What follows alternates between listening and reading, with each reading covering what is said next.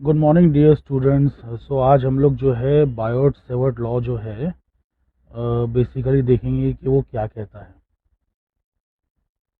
Actual में ये Biot Savart wrong pronunciation है, इट्स बियो सवार लॉ, बियो सवार। तो बेसिकली ये जो है वो जो टी है वो साइलेंट टाइप के, साइलेंट नहीं बोल सकते एग्जैक्टली, बट एक्चुअली क्या होता है ना कि ये कुछ दूसरी लैंग्वेज के नेम्स हैं। जैसे कुछ फ्रेंच नेम्स होते हैं, कुछ इटालियन नेम्स होते हैं, तो उनको जब इंग्लिश में बेसिकली हम जब उसको ट्रांसलेट करते हैं, इंग्लिश में उसको लेते हैं नेम को, तो ये हो जाता है ना कि वो इंग्लिश में कुछ एक्स्ट्रा वर्ड्स जुड़ जाते हैं उसके अंदर। तो बस यही बात है। चलिए एनीवे, तो बायोट सेवर्ट्स लॉ, ये लॉ क्या कहता है। तो ये लॉ किस चीज़ के लिए पहले वो देख लेते हैं। तो एक्चुअल में होता ये है कि ना, अगर अपने पास एक वायर है जो कि स्ट्रेट नहीं है, टेढ़ा मेढ़ा कैसा भी वायर है, ठीक है। तो हमें ये बात तो पता है कि एक करंट कैरिंग वायर जो होता है उसमें उसके आसपास में एक मैग्नेटिक फील्ड बनती है, ठीक है। तो एक करंट कैरिंग वायर के आसपास एक मैग्नेटिक फील्ड बनती है। तो मैं इसमें दिखा दे रहा हूँ कि भाई ये है करंट आई, और इसके इर्द गिर्द जो है मैग्नेटिक फील्ड बन रही है।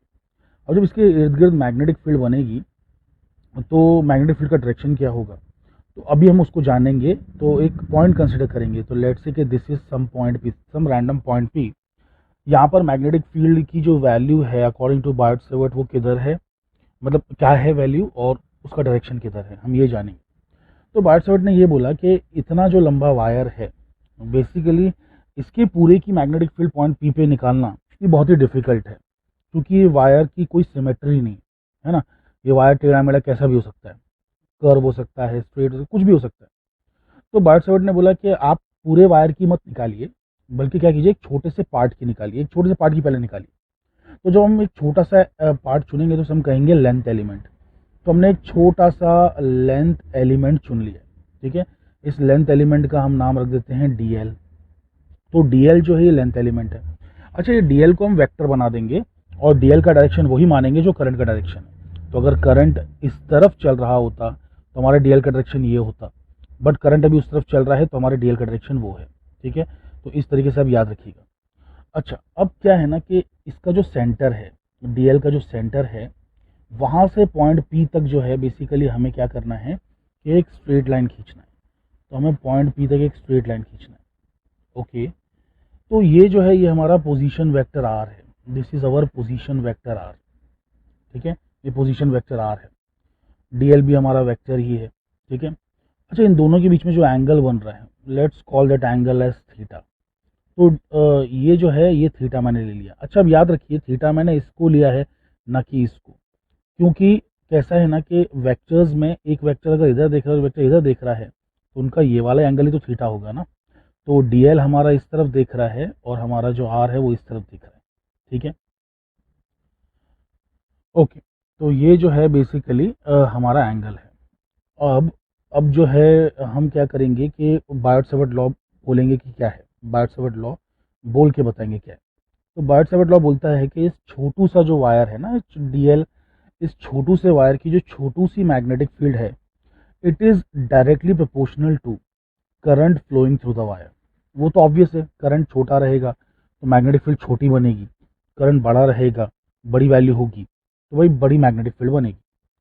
वैसे ही it is directly proportional to the length of the element.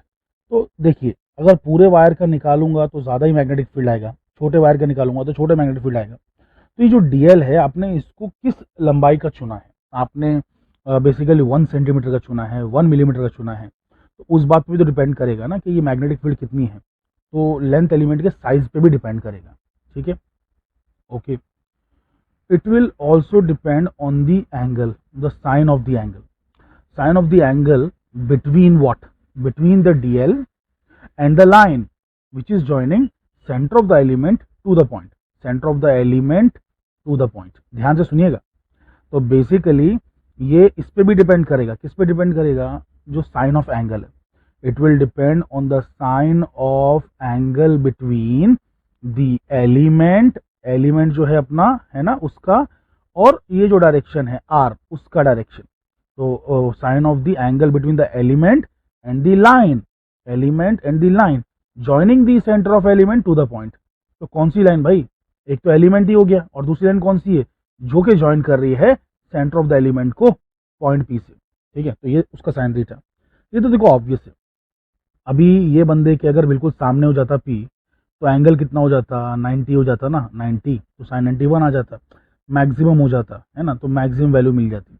ये तो बिल्कुल ऑब्वियस सी बात है, कोई इसमें इतना हैरानी वाली बात नहीं है। तो अगर बेसिकली एंगल चेंज होता है तो हमारा जो मैग्नेटिक फील्ड जो है बेसिकली वो भी चेंज होता है। तो ये साइन ऑफ एंगल के हिसाब से, जैसे अगर ये पॉइंट भी बिल्कुल इसके सामने आ जाए, पॉइंट भी बिल्कुल डी एल के सामने ही आ जाए, तो हम जानते हैं कि वायर के सामने और पीछे जो होता है, मतलब along the line of the wire, वो मैग्नेटिक फील्ड जीरो होता है। तो भैया एंगल भी तो जीरो हो गया ना, साइन ऑफ इधर ले लो साइन ऑफ जीरो हो जाएगा, और इस तरफ पॉइंट ले लोगे तो मतलब साइन ऑफ 180 हो जाएगा। तो साइन ऑफ जीरो हो चाहे साइन ऑफ 180 हो, बेसिकली आपको जीरो आंसर मिलेगा। तो ये चीज़ें हमको करेक्ट बिल्कुल लग रही हैं, है ना। तो बायोट-सैवर्ट ने ये लॉ दिया हुआ है। अब इसके एक आखिरी पार्ट है, inversely proportional to square of distance between them. तो मतलब बिटवीन देम व्हाट, देम का मतलब क्या है, ये जो डिस्टेंस है ना उसका स्क्वायर, लेकिन डिस्टेंस बिटवीन देम मतलब सेंटर एंड द पॉइंट, ठीक है। Distance between the centre and the point, तो ये जो डिस्टेंस है बेसिकली किसके बीच का है, एलिमेंट के सेंटर और पॉइंट के बीच का। तो बायोट-सैवर्ट लॉ अगर मैं फिर से एक बार बोलूँ आपके बोर्ड्स के हिसाब से, जैसे बोर्ड्स में आपको लिखना होता है, तो उसके हिसाब से ये है कि Biot-Savart law for a small element dl, for a small length element dl, states that the magnetic field created, the small magnetic field induction created at a point is directly proportional to the current through the element, the length of the element, the sign of angle between the direction of the element and the direction of the line which is joining the center of the element to the point, and is inversely proportional to the distance of the point from the centre of the element. तो अभी जो मैंने ये बोला, ये statement आप रुका के पॉज करके 2 बार 3 बार सुन के आपको ये याद हो जाएगा। बहुत ही सिंपल है, आपको खाली यही स्टेटमेंट जोड़ जोड़ के बोलने, ठीक है। तो ये आपका बायोट-सैवर्ट लॉ हो गया। तो कंबाइनिंग दीज वी गेट, इन्हें भैया कंबाइन कर दोगे तो क्या मिलेगा आपको, आपको मिलेगा d B is proportional to I D l sine theta by R square, ये मिलेगा, राइट। अभी इसमें जो है ये प्रोपोर्शनैलिटी है ना। प्रोपोर्शनैलिटी जब हम हटाएंगे तो हमें बेसिकली एक इक्वालिटी लगाने के बाद हमें कांस्टेंट मिलेगा। तो उस कांस्टेंट का नाम लेट से सम के रख देते हैं, कुछ तो के है वो, I D l sine theta by R square. अच्छा, जो पहले हमारे यूनिट्स यूज़ हुआ करते थे, इलेक्ट्रोमैग्नेटिक यूनिट्स, इलेक्ट्रोस्टैटिक यूनिट्स, ये सब चीज़ों में जो अपना 1/4 पाई एप्सिलॉन नॉट होता है या फिर mu naught by 4 pi type की चीज़ें होती हैं, इन ये होते ही नहीं थे। ये सब चीज़ें बेसिकली एसआई सिस्टम में है। इसमें सिंपली है ना, इन चीज़ की वैल्यू 1, इसकी वैल्यू 1 होती है, ठीक है। तो अगर आपने उस यूनिट में काम किया, जो कि हमें नहीं करना है, लेकिन अगर आप उस यूनिट में काम करते हो तो के की वैल्यू सिंपली 1 होती है। बट यहाँ पे के की वैल्यू 1 नहीं है, because we are working in SI. So it was found experimentally that k की value is simply mu naught by 4 pi. तो एक्सपेरिमेंटली ये वैल्यू हमें पता चली। चलिए खैर, चलो ये भी ठीक है, इसे मैं हटा देता हूँ भाई। ओके, तो अब जो है हमारा बायोट-सैवर्ट लॉ बन जाता है डी बी इक्वल्स टू, एक छोटे लेंथ एलिमेंट के लिए, mu naught by 4 pi I D l sine theta by R square. अब हमें इसे क्या करना है ना, कि इसे वेक्टर फॉर्म में लेके आना है, इसे वेक्टर फॉर्म में लेके आना है। तो वेक्टर फॉर्म ऑफ बियो-सवार लॉ, तो वेक्टर फॉर्म में लेके आते हैं। चलिए अभी ध्यान से सुनेगा, ये सबसे इंटरेस्टिंग है, यही नॉर्मली ना लोग समझ नहीं पाते, तो इसी को समझने की कोशिश करते हैं, ज़रा ध्यान से सुनिएगा, ठीक है। तो बेसिकली ये जो है अपना क्या कहते हैं इसे, एक सेकंड, वेक्टर फॉर्म। तो अभी वेक्टर अगर हमने इसको मैग्नेटिक फील्ड को बनाया, जो कि है मैग्नेटिक फील्ड जो है वो वेक्टर है, मैग्नेटिक फील्ड इंडक्शन। तो अगर मैंने इस वेक्टर बनाया तो देखो म्यू नॉट बाई 4 पाई, ये तो वेक्टर नहीं होगा, ये तो नंबर है, ठीक है। करंट तो इन जनरल तो नहीं होता है वेक्टर, ठीक है, बट कुछ सिचुएशन में माना जा सकता है। बट यहाँ पे हमारे पास उससे बेटर तरीका है। उससे बेटर तरीका क्या है, डीएल को वेक्टर मान लिया जाए। ओके, आर स्क्वायर नीचे है, ये आर को भी आप नीचे वेक्टर मत लगा देना, क्योंकि division by vector is undefined. Division by vector is undefined, दुनिया में आपने कभी जिंदगी में ऐसा कभी नहीं देखा होगा किसी भी फॉर्मूले में कि आपको ऐसा वेक्टर ऐसा कुछ मिलेगा। इम्पॉसिबल है। ऊपर नीचे दोनों साइड पे वेक्टर कभी नहीं मिलेगा, इम्पॉसिबल है। डिफाइनिंग बाय मतलब sorry dividing by direction is simply absurd. आप डायरेक्शन से किसी चीज को डिवाइड नहीं कर सकते, तो ये जो नीचे जो होता है ना कभी नहीं होता है। अरे इसीलिए तो आपने क्या किया है, कभी भी है ना वेक्टर का मल्टीप्लिकेशन सुना है बट वेक्टर का डिवीजन नहीं सुना है। वेक्टर का डिवीजन से हो सकता है, स्केलर से, वेक्टर से नहीं हो सकता है। तो वेक्टर बाय वेक्टर अनडिफाइंड है फिजिक्स के अंदर। हम लोग सिर्फ क्या करते हैं ना कि डॉट प्रोडक्ट या क्रॉस प्रोडक्ट निकालते हैं उसका, यानी कि वेक्टर्स के बीच में सिर्फ मल्टीप्लिकेशन हो सकता है बस, डिवीजन नहीं हो सकता है। चलिए खैर, तो बेसिकली ये हो गया। और भैया चलो साइन थीटा मैं ऐसे ही लिख दूं अभी फिलहाल के लिए, लेकिन ये गलत हो जाएगा, ये गलत हो जाएगा। बताइए क्यों? क्योंकि डीएल का डायरेक्शन इज डिफरेंट और डीबी का डायरेक्शन इज डिफरेंट। अरे भैया लेफ्ट में डायरेक्शन लगाया तो राइट में डायरेक्शन तो लगाना पड़ेगा ना। लेकिन ये लगा देने से क्या हो जा रहा है ना, मिस्टेक हो जा रही है। अब मिस्टेक हो रही है, आप बोलोगे सर ये कैसी क्या मिस्टेक हो रही है?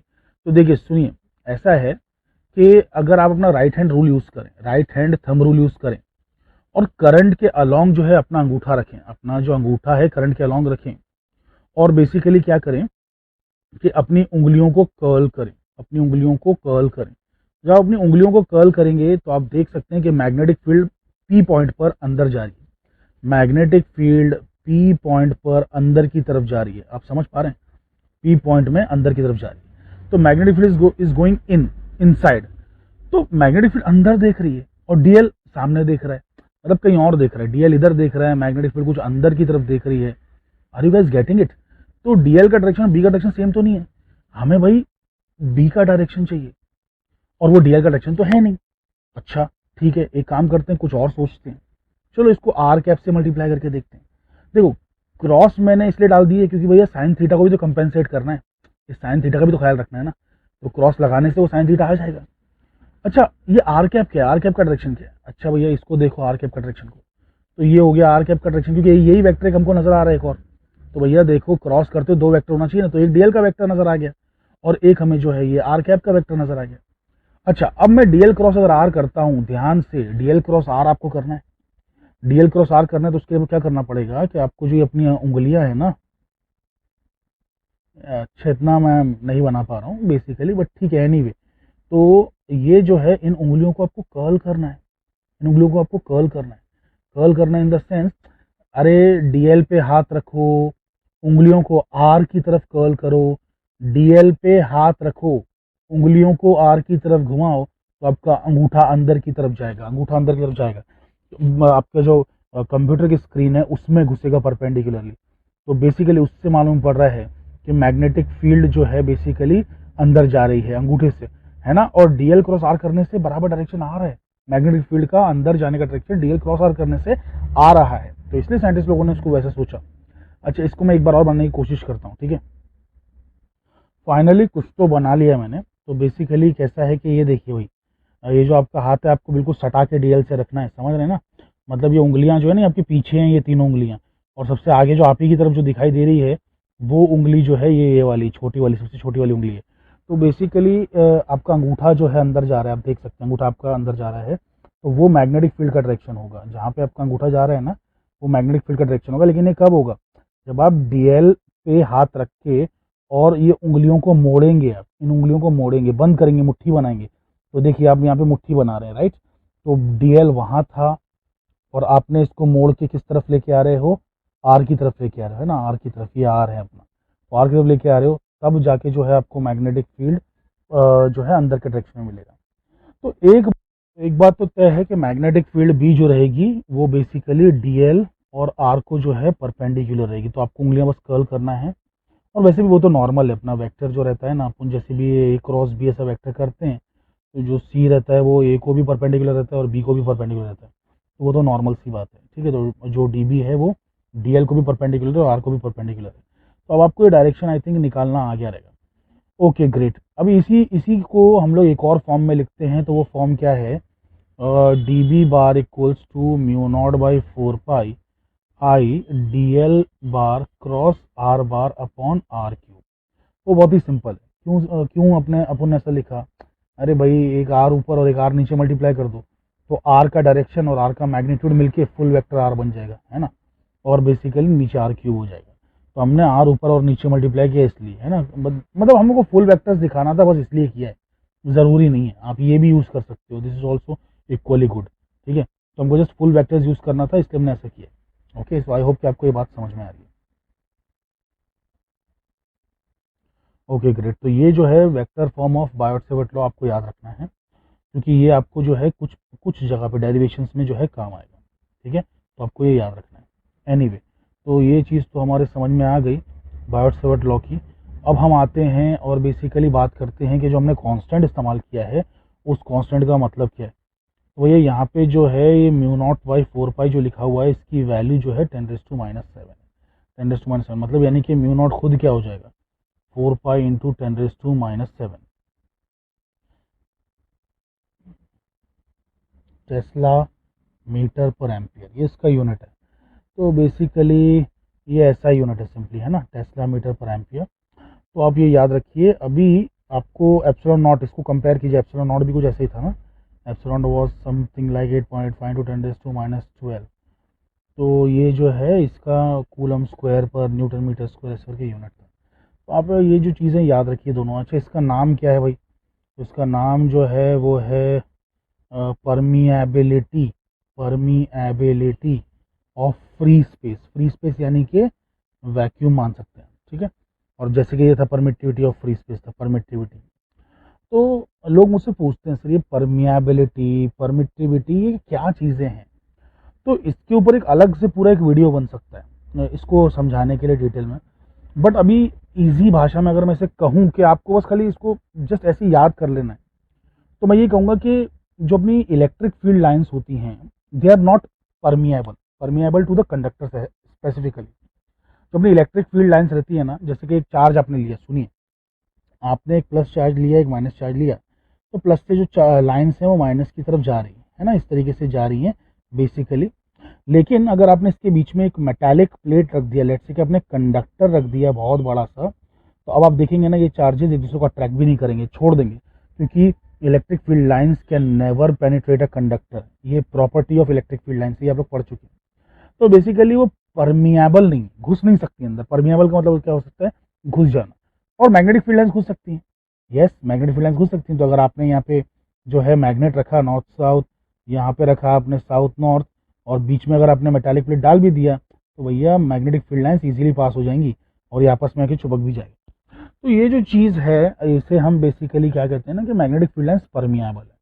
ओके, चलिए खैर, एनीवे जो भी है, अब ये मत कह देना कि भाई सर ये तो दो मैग्नेट आपने लगाए तो ये अकेला इससे चिपक रहा है, इससे चिपक रहा है, इससे साबित थोड़ी हुआ कि मैग्नेटिक फील्ड लाइन से इसकी निकल के इसको जा रही है। अरे आप भूल रहे हैं भाई, आपने बचपन में खेला है ऐसे करके। तो अगर आप साउथ नॉर्थ या नॉर्थ साउथ जैसा भी रखना रख दीजिए उसको, अगर आप यहाँ पर अगर आप क्या करेंगे कि बीच में मेटल डाल देंगे और एक कॉइन ले लेंगे, कॉइन, तो वो कॉइन चिपकता है ना, कॉइन तो नहीं है ना मैग्नेट, मतलब यानी कि लाइन जाके उसको पकड़ रही है ना बेसिकली। अरे मैं बहुत ही क्रूड भाषा में कह रहा हूँ भाई, ठीक है, इसको बहुत ज़्यादा सीरियसली मत लेना, लेकिन इन द सेंस मतलब मैं बात बता रहा हूँ कि परमिएबिलिटी आप ऐसा कह सकते हैं कि ये परमिटिविटी से थोड़ी डिफरेंट है। ठीक है, परमिटिविटी को अगर मुझे एकदम बेसिक तरीके से बच्चों को समझाना होता है, 9वीं 10वीं के बच्चों को, तो बेसिकली उनको मैं ये कह देता हूँ कि permittivity is like asking for permission to pass from some medium, है ना।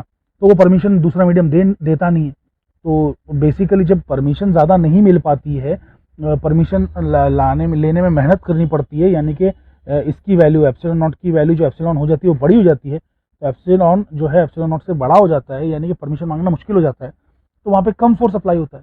तो जो दो चार्जेस के बीच में जो हवा में जो फोर्स होता है बेसिकली, अगर आप घुस जाएंगे पानी के अंदर रख देंगे दो चार्जेस को, फोर्स कम हो जाएगा, कमज़ोर पड़ जाएगा, क्योंकि एप्सिलॉन की वैल्यू एप्सिलॉन नॉट से बड़ी होती है। और कितनी होती है वो भी आपको पता है, epsilon is equals to kappa times epsilon naught, है ना। तो kappa is always greater than 1, तो बेसिकली ये बड़ी होती है। ठीक है, चलिए एनीवे ये सब बातों को साइड में रखते हैं, ये तो बच्चों को समझाने के लिए। इसके ऊपर अगर डिटेल में समझना है तो मैं किसी दिन इसके ऊपर भी पूरा वीडियो बना दूंगा, पूरा एग्जैक्ट मीनिंग समझा दूंगा। चलिए खैर, तो यहाँ पर अभी फिलहाल जो है हम लोग इसको मान लेते हैं कि भैया म्यू नॉट बाई 4 पाई की जो वैल्यू है 10⁻⁷ है, और यूनिट इज टेस्ला मीटर पर एम्पियर। It's very easy. चलिए